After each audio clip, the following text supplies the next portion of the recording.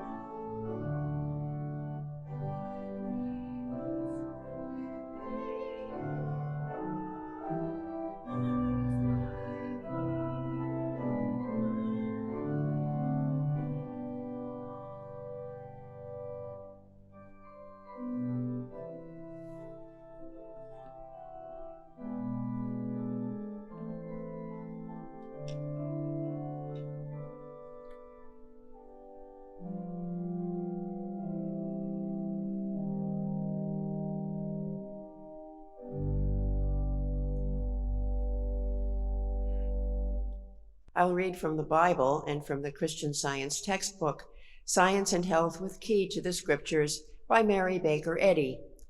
The topic of this evening's readings is prudence. The Bible. Proverbs. Doth not wisdom cry, and understanding put forth her voice? She standeth in the top of high places, by the way in the places of the paths.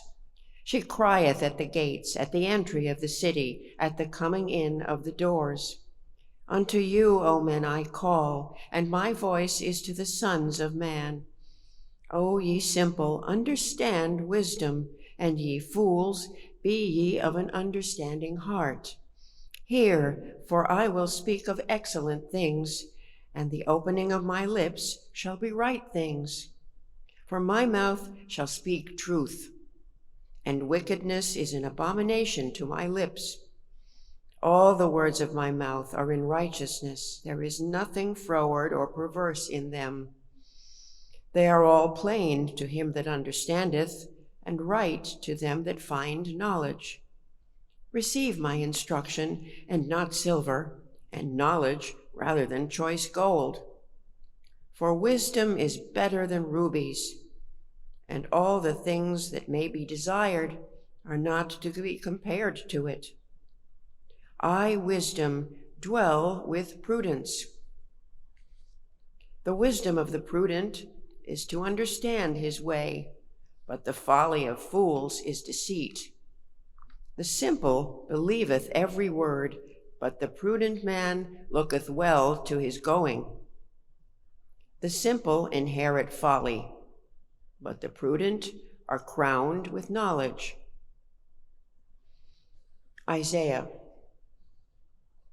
The Lord hath made bare his holy arm in the eyes of all the nations, and all the ends of the earth shall see the salvation of our God.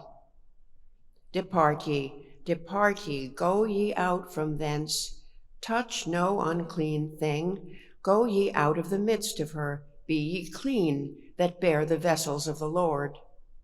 For ye shall not go out with haste, nor go by flight, for the Lord will go before you, and the God of Israel will be your rearward. Behold, my servant shall deal prudently. He shall be exalted and extolled, and be very high. Genesis. God saw that the wickedness of man was great in the earth, and that every imagination of the thoughts of his heart was only evil continually. And it repented the Lord that he had made man on the earth, and it grieved him at his heart. And the Lord said, I will destroy man whom I have created from the face of the earth, both man and beast, and the creeping thing and the fowls of the air, for it repenteth me that I have made them. But Noah found grace in the eyes of the Lord.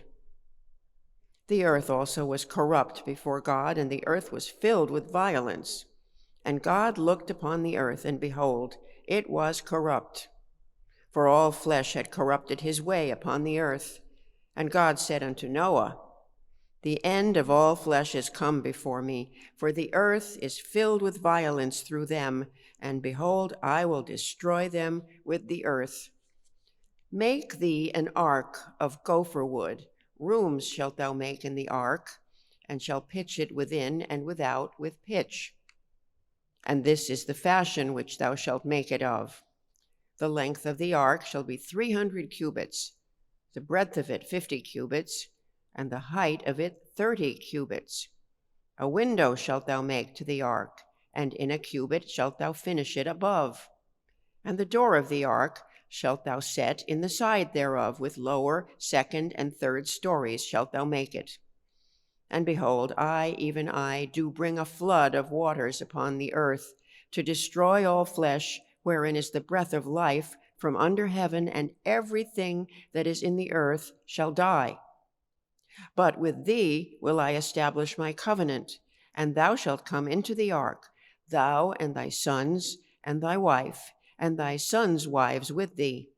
And of every living thing, of all flesh, 2 of every sort shalt thou bring into the ark, to keep them alive with thee.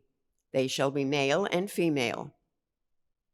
Of fowls after their kind, and of cattle after their kind, of every creeping thing of the earth after his kind. 2 of every sort shall come unto thee, to keep them alive. And take thou unto thee of all food that is eaten, and thou shalt gather it to thee, and it shall be for food to thee and for them. Thus did Noah. According to all that God commanded him, so did he. And Noah was 600 years old when the floods of waters was upon the earth. And Noah went in, and his sons and his wife and his sons' wives with him, into the ark, because of the waters of the flood. And it came to pass after 7 days that the waters of the flood were upon the earth. In the 600th year of Noah's life, in the 2nd month, the 17th day of the month, the same day were all the fountains of the great deep broken up, and the windows of heaven were opened. And the rain was upon the earth 40 days and 40 nights. In the selfsame day entered Noah and Shem and Ham and Japheth, the sons of Noah, and Noah's wife, and the 3 wives of his sons with them into the ark. They and every beast after his kind, and all the cattle after their kind, and every creeping thing that creepeth upon the earth after his kind, and every fowl after his kind, every bird of every sort. And they went in unto Noah into the ark, 2 and 2 of all flesh, wherein is the breath of life. And they that went in male and female of all flesh, as God had commanded him. And the Lord shut him in. And the flood was 40 days upon the earth, and the waters increased and bare up the ark, and it was lift up above the earth. And God remembered Noah and every living thing, and all the cattle that was with him in the ark. And God made a wind to pass over the earth, and the waters assuaged. And the waters returned from off the earth continually, and after the end of the 150 days, the waters were abated. And the ark rested in the 7th month, on the 17th day of the month, upon the mountains of Ararat. And it came to pass at the end of 40 days that Noah opened the window of the ark which he had made. And he sent forth a raven, which went forth to and fro until the waters were dried up from off the earth. And he sent forth a dove from him to see if the waters were abated from off the face of the ground. But the dove found no rest for the sole of her foot, and she returned unto him into the ark, for the waters were on the face of the whole earth. Then he put forth his hand and took her and pulled her in unto him into the ark. And he stayed yet other 7 days, and again he sent forth the dove out of the ark. And the dove came into him in the evening, and lo, in her mouth was an olive leaf plucked off. So Noah knew that the waters were abated from off the earth. And he stayed yet another 7 days, and sent forth the dove, which returned not again unto him any more. And it came to pass in the 601st year, in the 1st month, the 1st day of the month, the waters were dried up from off the earth. And Noah removed the covering of the ark, and looked, and behold, the face of the ground was dry.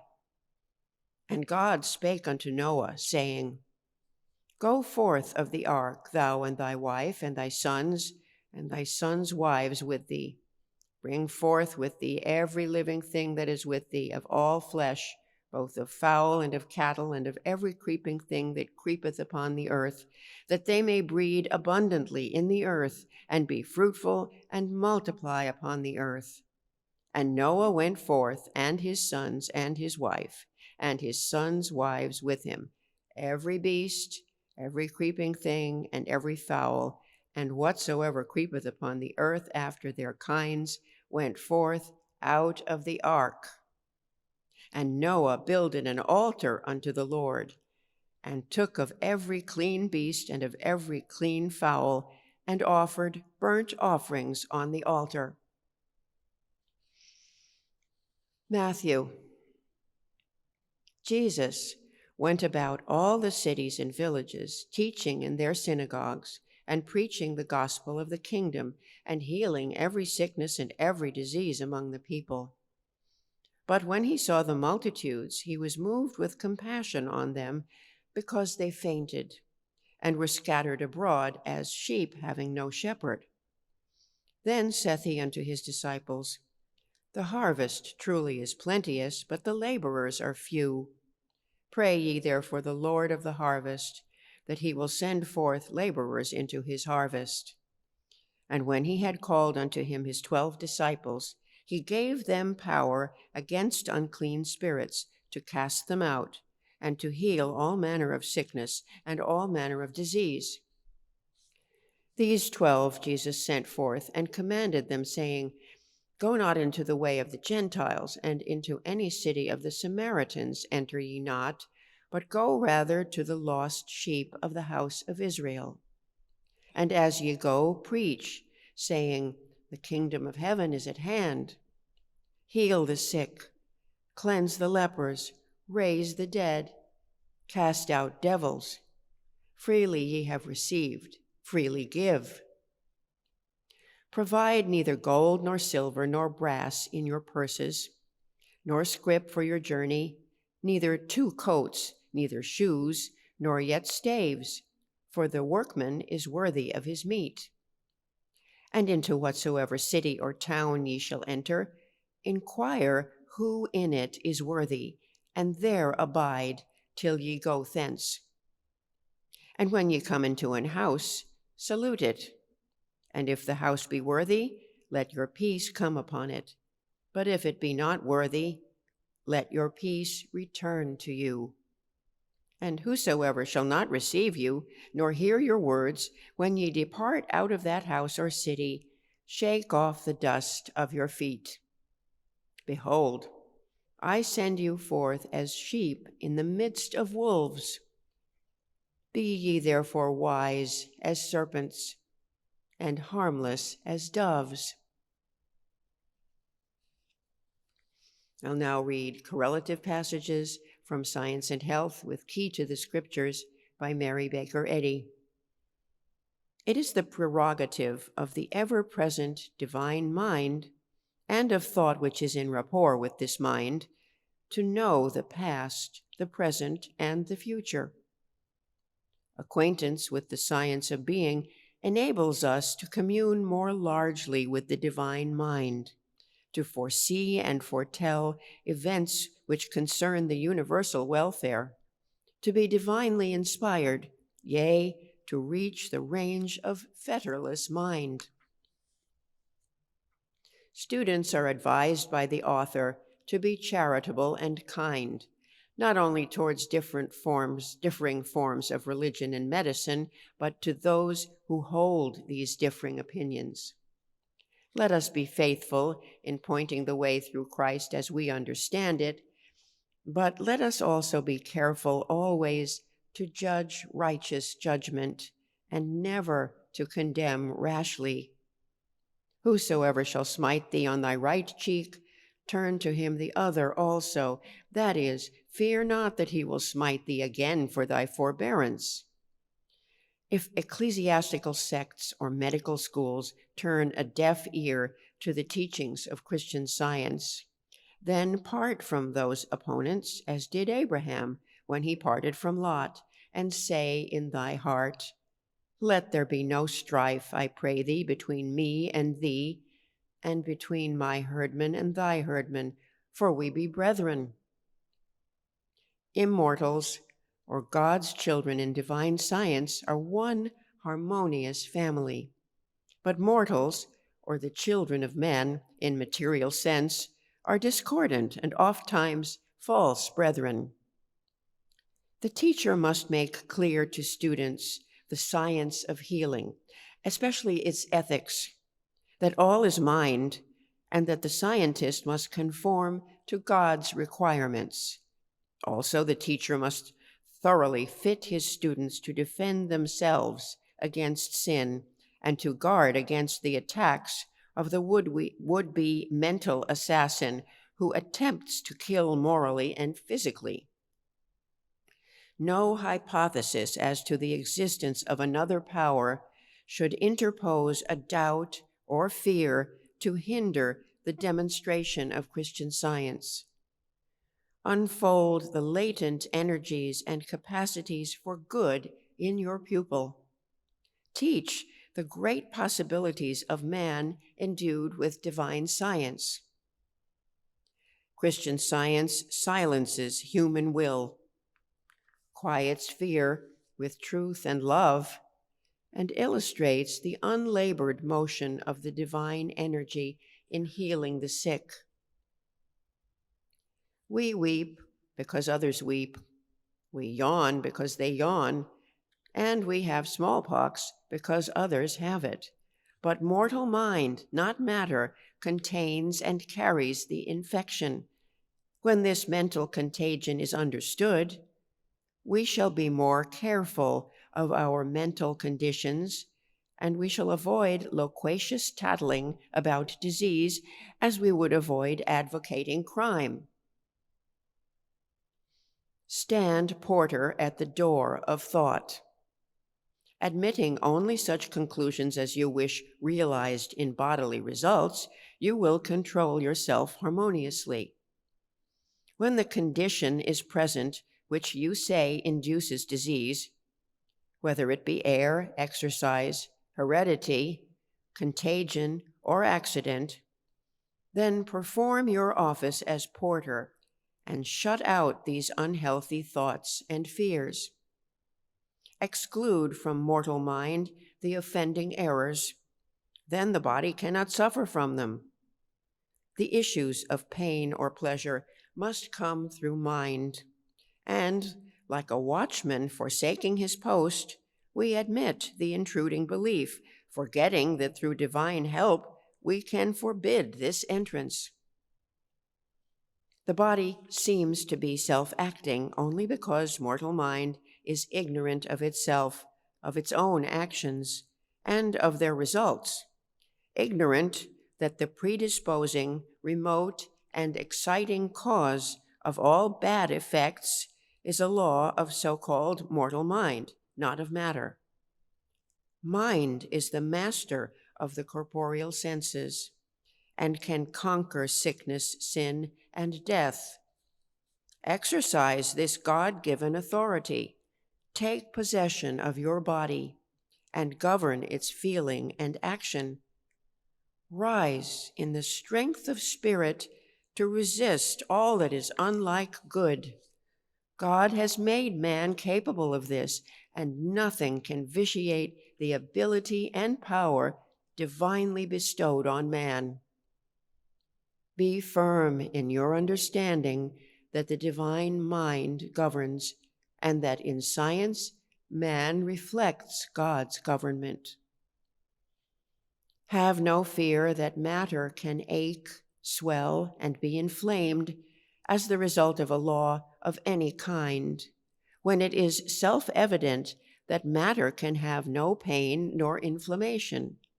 Your body would suffer no more from tension or wounds than the trunk of a tree which you gash, or the electric wire which you stretch, were it not for mortal mind. It is unwise to doubt if reality is in perfect harmony with God, divine principle, if science, when understood and demonstrated, will destroy all discord, since you admit that God is omnipotent. For from this premise it follows that good and its sweet concords have all power. The realization that all inharmony is unreal brings objects and thoughts into human view in their true light and presents them as beautiful and immortal. Harmony in man is as real and immortal as in music. Discord is unreal and mortal. If God is admitted to be the only mind and life, there ceases to be any opportunity for sin and death. When we learn in science how to be perfect, even as our Father in heaven is perfect, thought is turned into new and healthy channels towards the contemplation of things immortal and away from materiality to the principle of the universe, including harmonious man.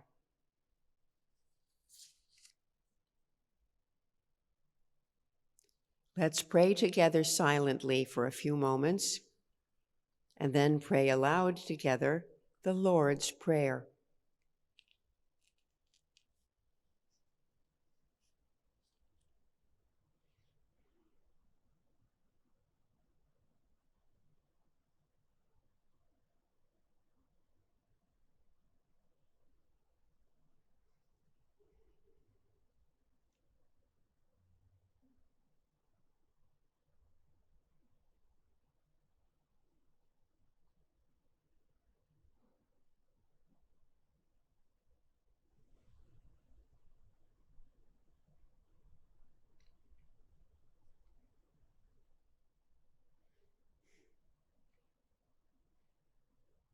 Our Father, which art in heaven, hallowed be thy name. Thy kingdom come. Thy will be done in earth as it is in heaven. Give us this day our daily bread, and forgive us our debts as we forgive our debtors. And lead us not into temptation, but deliver us from evil. For thine is the kingdom, and the power, and the glory, forever.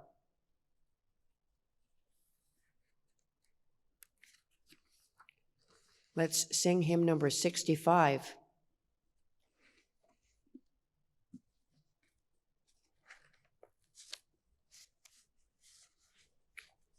From glory unto glory, be this our joyous song. From glory unto glory, 'tis love that leads us on. As wider yet and wider the rising splendors glow, what wisdom is revealed to us, what freedom we may know. Number 65.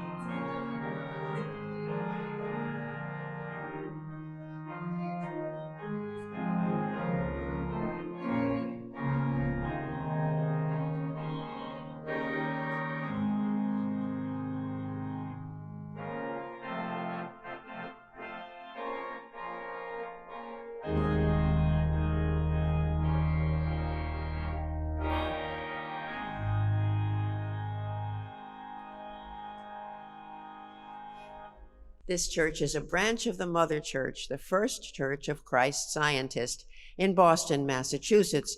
We hold Sunday services at 11 a.m. and Wednesday testimony meetings at 7:30 p.m. We also have services in Spanish, Sundays at 1 p.m. and Wednesdays at 5:30 p.m. All services are held online and in person, and all are welcome. Third Church offers Sunday school classes online and in person for children and teens. These free one-hour classes are available each Sunday. At Sunday school, students learn how much God loves them and cares for them. They also learn about the Bible characters and lessons and the healing power of prayer. For more information on times and classes, please send us an email, Third Church at thirdchurch.nyc.com. Third Church maintains a reading room on the lower level of this building. The reading room provides a quiet place for prayer and study, and all are welcome. Here you may purchase books and recordings on Christian Science. The reading room has the latest issues of the Christian Science Monitor, an award-winning international news weekly, available to read or purchase. Reading room hours are Monday through Friday from 1 to 4 p.m. The members of this church invite you to an in-person Easter talk in the church on Friday, April 7th at 7:30 p.m. Christy Hanslick will speak on Feeling Genuine Joy in Difficult Times. The talk will also be streamed live in English and Spanish. Seasonal music begins at 7:15 p.m., featuring vocalists Matthew Hammond and Davia Flaherty. Childcare is free and includes a puppet show. Please visit our website, thirdchurchnyc.com, for further details. We look forward to welcoming you on Friday, April 7th. I'll read from the Manual of the Mother Church by Mary Baker Eddy. Article 8, Section 24, titled Testimonials. Glorify God in your body and in your spirit, which are God's. St. Paul. Testimony in regard to the healing of the sick is highly important.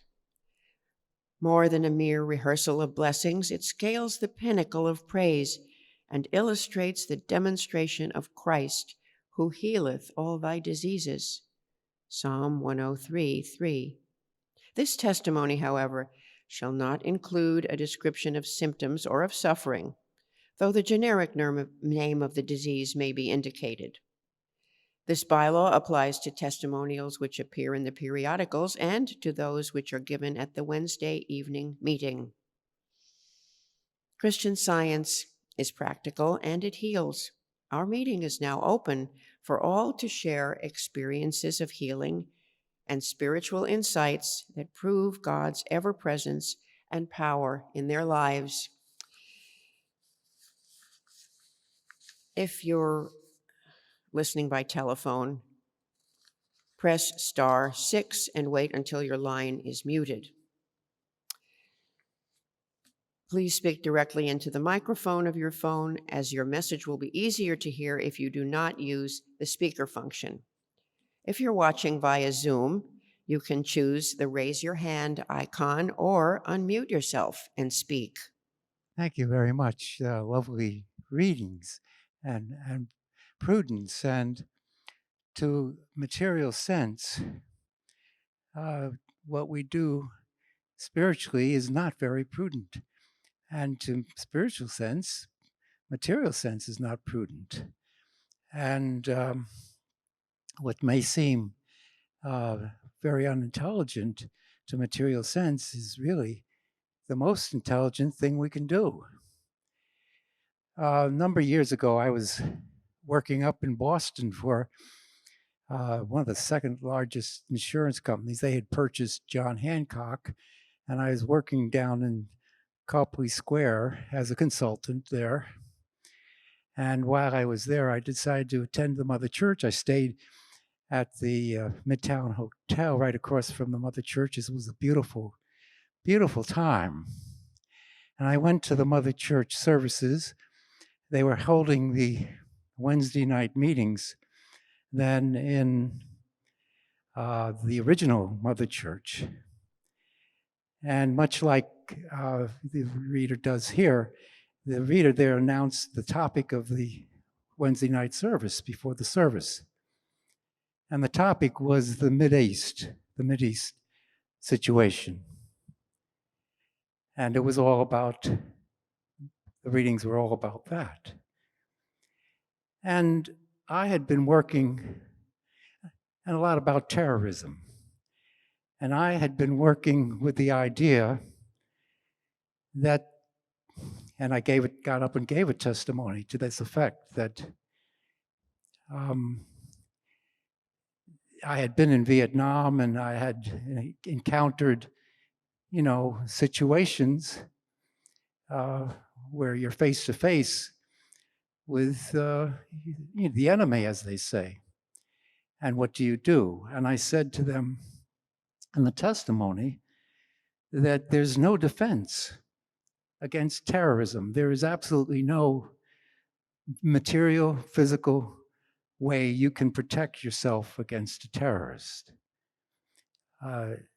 If he's out to get you physically, there's absolutely no way you're going to be able to stop that.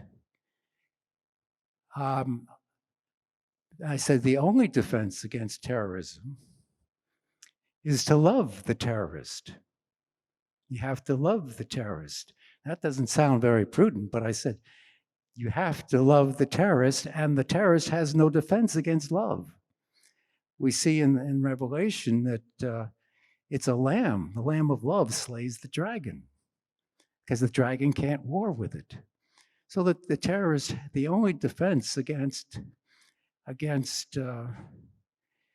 terrorism is you have to love the terrorist.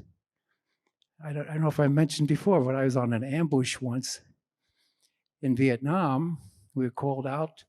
The chief had been threatened by there were large enemy forces in the area, and we were trying to defend the villagers, and the chief called on us for help because they were going to come and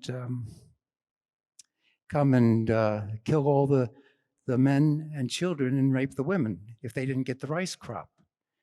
So we set up an ambush in the rice paddy, waiting for them, and I didn't want to kill anybody, but in war, in combat, when you're called upon to fire your weapon, it's a court-martial offense not to fire, because it's cowardice. You're going to draw a fire on yourself, and you're not protecting your fellow men if you don't draw fire, if you don't fire. So I knew at the time I was going to have to fire if once they came along. And I worked to love the enemy. I was working with a dear practitioner who later became my teacher, who said, George, you have to love the enemy. So I said, I'm going to love the enemy. There's nothing in the Uniform Code of Military Justice which says I can't pray against the ambush. It says I can't love the enemy.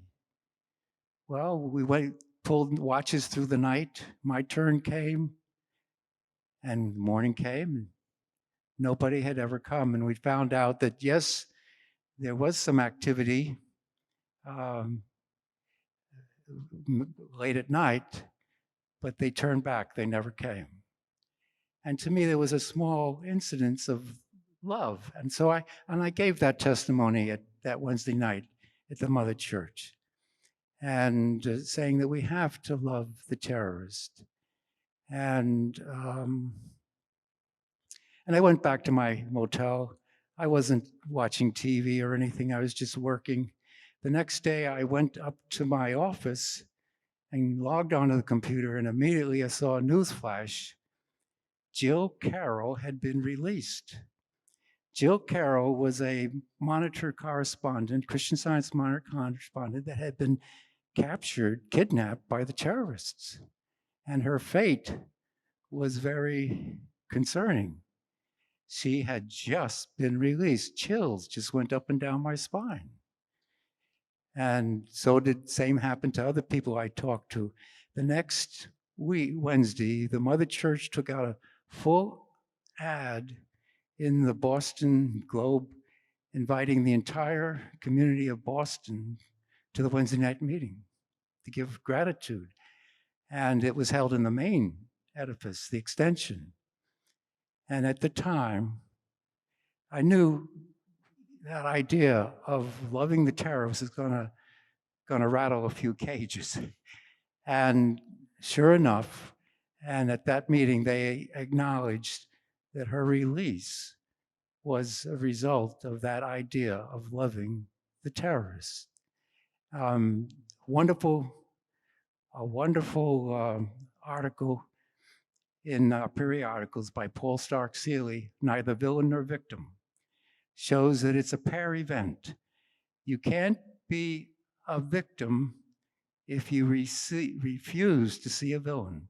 So many times, if we're in a villain-victim scenario, our knee-jerk reaction is to pray for our defense, but that prayer is going to be in vain as long as we're seeing a villain. It's no more true about the villain than it is a victim. When I ever see a villain-victim scenario in the news or something, I feel so sorry for the victim, and I get more angry for the villain. But it's no more true about the villain than it is about the victim. And so we can never be a victim if we refuse to see a villain. Thank you. I have a testimony to read that was sent in from a listener in Connecticut. These are the words of the testifier. As I prepared for an anticipated week-long vacation, the following assurance by Mary Baker Eddy in the Christian Science textbook proved refreshingly true.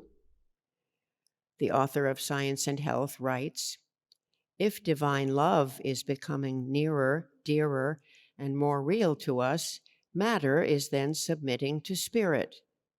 That's page 239, lines 18 to 20. Let me tell how matter submitted to spirit several times during my recent holiday. Matter is, in Mary Baker Eddy's words, defined in part as illusion, the opposite of God, the opposite of truth. That's from Science and Health, page 591. I'll start first with the ending of the trip. A set of trekking poles, which are metal hiking sticks, was rejected at the security point on the return trip. I was told they would have to go as baggage, but there was no one to consult at the airline I was flying, and I did not have a bag in which to ship them or a box. I had arrived early at the airport, so I tried for several hours to solve the problem, but repeated contacts to airport personnel or shipping services like FedEx were unsuccessful. The worst part was that nobody seemed interested in helping. The final blow came when the lady at the Welcome Center seemed to relish telling me that, no, I couldn't bring poles through the gate. There was a display of about 100 pounds of rejected items, including penknives, lighters, and trekking poles, in a plexiglass box in the middle of the terminal, and I felt the airport was unnecessarily targeting visitors. The airport in the city I came from had allowed these items to pass security. I was preparing to vent frustration about the airport in a Facebook post when I decided to use a vending machine to get a hot drink. The faulty dispenser gave me only a scant ounce of liquid, and now I was really mad. I looked up, and there was the Welcome Center booth again. I decided to walk over and report the broken beverage equipment. In the time to cross the passage, about 30 seconds, I thought about the Christian Science Bible lesson of the week on the topic of reality and its theme of looking deep into truth to find what's real. All afternoon, I knew there was a solution, but I was frustrated in finding it. I thought of the young fisherman, Simon Peter, being told to cast into the deep, and he found a huge haul of fish. I resolved to trust spiritual reality and not matter and its negativity. By the time I got to the Welcome Center, I had decided to say to the lady in a humorous way, with a smile, "You won't believe the kind of day I've had," and mention the lack of beverage I was served. She immediately showed sympathy. I again explained my problem with the trekking poles, which had been a gift. I concluded by saying, if I had to leave behind the poles, I was not going to leave them for the plexiglass box, but instead, I would bring them to the Welcome Center to be donated to someone. At that point, her face brightened, and she said, "I'll tell you what I'll do." And she offered to ship them for me if I would prepay the cost. This was accomplished, and before I boarded the plane, she sent me a text that she had already shipped them, and in 3 days they'd be delivered. I felt truly blessed, and my whole experience at the airport changed from that point. Everyone was friendly and helpful, even joyful. Now, briefly, to go to the start of the trip. I decided I needed new eyeglasses, but when I made inquiries, my regular provider couldn't deliver glasses in time. I called other sources, and finally one said yes, it could be done, and in fact, delivered the glasses a few days early. About the same time, a week before departure, I decided to apply for pre-check security status, which requires an interview, and I was told it would take 3 to 5 weeks to get approved. 2 days later, however, the status was granted. If divine love is becoming nearer, dearer, and more real to us, matter is then submitting to spirit. The matter oppositions that would limit the goodness of God were defeated at every turn. An abiding trust in God good and letting go of doubt, fear, anger, and negative feelings leads us to experience harmony, a flow of positive events and experiences in total agreement. Not every situation requires specific prayer to arrive at a solution. The Christian Science Bible lesson supplies the daily bread to fortify a person to meet challenges. I am grateful for Christian Science. Our thanks to the testifier. Thank you for your readings on prudence. As I was listening, it seemed to me a couple of the Bible stories, prudence was anticipating what might be coming in the future and preparing for it. Noah was told for actions to take which prepared him for something that was coming in the near future.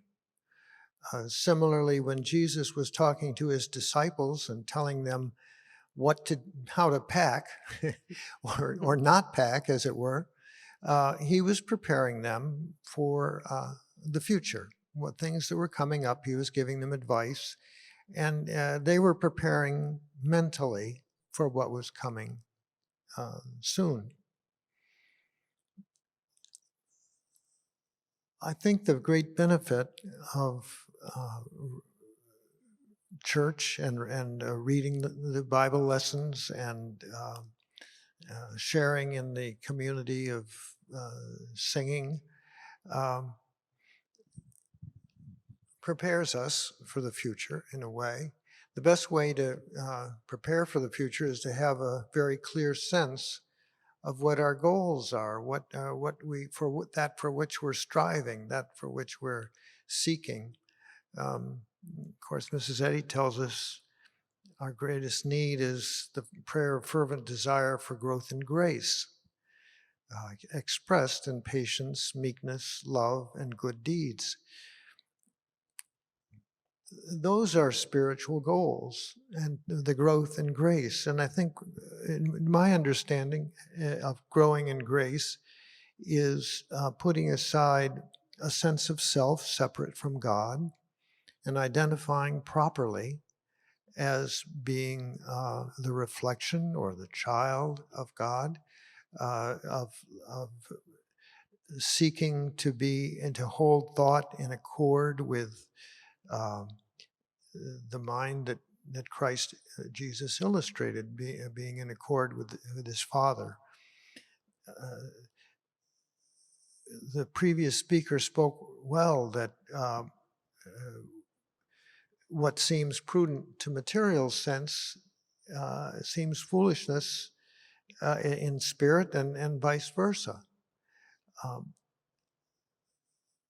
Our lessons on reality and unreality shape what we value and what we don't, what we believe and what we don't, what we rely on and what we don't. And all of these things prepare us for what for the day, for the near future, for eternal life, if you will. And I'm very grateful for the spiritual sense of prudence. Thank you. Thank you all for your testimonies, your presence, your prayers, and your thoughtful participation in this meeting.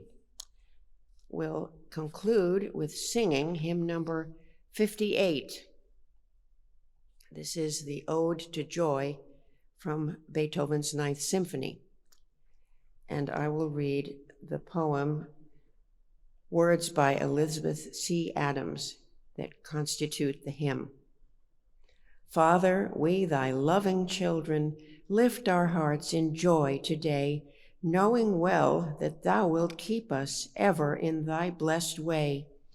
Thou art love, and thou art wisdom, thou art life, and thou art all. In thy spirit, living, moving, we shall neither faint nor fall. Come we daily then, dear Father, open hearts and willing hands, eager ears, expectant, joyful, ready for thy right commands. We would hear no other voices, we would heed no other call. Thou alone art good and gracious, thou our mind, and thou our all. In thy house, securely dwelling, where thy children live to bless, seeing only thy creation, we can share thy happiness. Share thy joy and spend it freely. Loyal hearts can feel no fear. We, thy children, know thee, Father. Love and life forever near. Number 58.